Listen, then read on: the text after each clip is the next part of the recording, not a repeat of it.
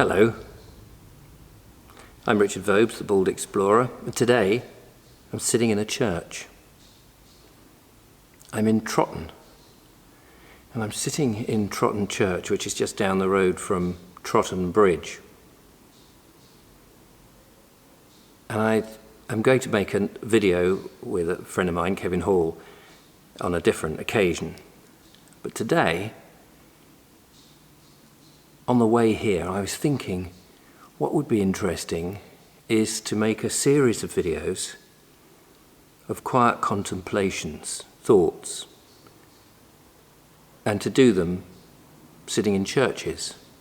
After all, churches are the places where people have for 1,000 years been coming and sitting, worshipping their God, thinking about life, consulting the priest about things that they need to do, problems they may have, meeting other members of the community, but also just sitting quietly, wrestling with issues that are going on in their mind.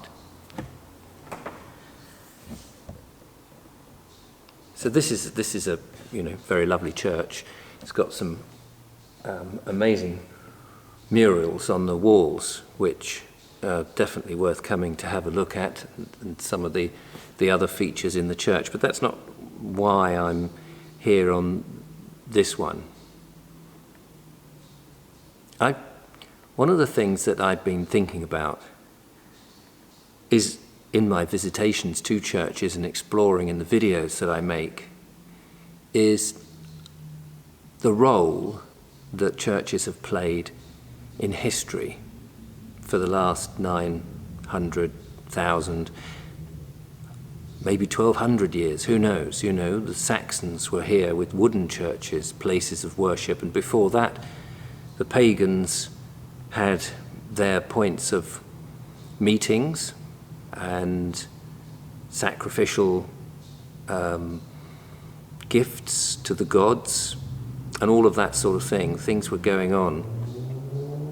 And it struck me that in our modern age, with the reduction of people going to church, the diminishing parishioners, the importance of religion in Britain's life, in the country where I am, and in England in particular, because I consider myself English first, that these monuments to all of what has happened in the past shouldn't be forgotten and shouldn't be abandoned. And I suppose you could probably guess that more people visit the church perhaps in passing, out of curiosity, interest in the museum aspect of the church, than regularly attend that individual church. Which is strange now, is it not? When this would have been at one point the hub of the village, the centre of communication. And all of that's gone. But these edifices with their spires, which can be viewed for miles, particularly the rural ones, often empty, quiet, they mustn't be abandoned, they mustn't be forgotten about. But what do you do? And I've been thinking about this ever since I made a video called Crumbling Churches. What do you do? The question I asked in that video was, should we let them crumble and fall apart, because that seems to be a lot of money to keep them going. For what purpose if really nobody is using them? But since making that documentary, I have also been thinking that these places, these wonderful quiet places that people have been coming to for many, many years, should still be places that people come to for many years in the future. As our country starts to lose interest in Christianity, in faith, and goes a secular way, other cultures are coming in which are very much focused on their religions and faiths. And my worry is that other cultures coming in with their faiths, whatever it may be, will start to build their own churches and places of worship, and these places will forever be sidelined.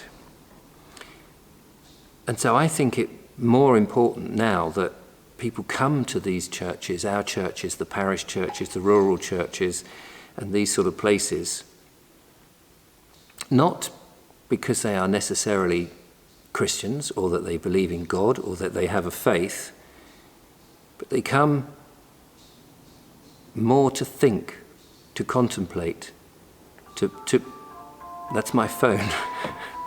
That's my phone. That was the lovely Julia ringing me up. I will ring her back in a second. That's a lesson, isn't it? Turn your phone off when you're recording. Turn everything off. Turn your mind off. Open your mind to your own thoughts. So sitting here in this quiet church, nobody's come in, I'm not being bothered. One could use these churches as libraries. Come and read and think. They ought to be meeting places where people can talk to one another. Reduce the fundamental Christianity part of it.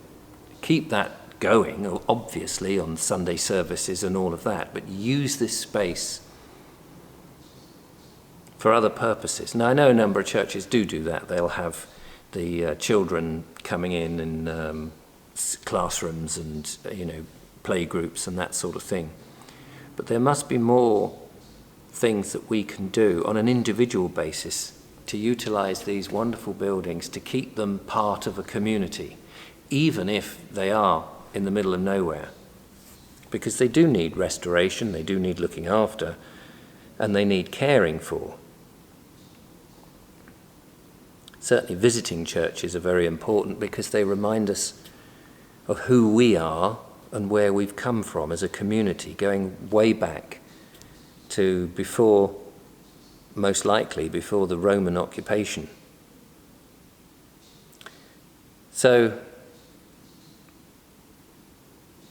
I intend to come to a few churches over the next few months, not every week, just every now and again, and pick a topic to talk about that I think is important, that would be appropriate for thought and quiet meditation inside a church. Not to do with religion, but to do with life, exploring aspects of life.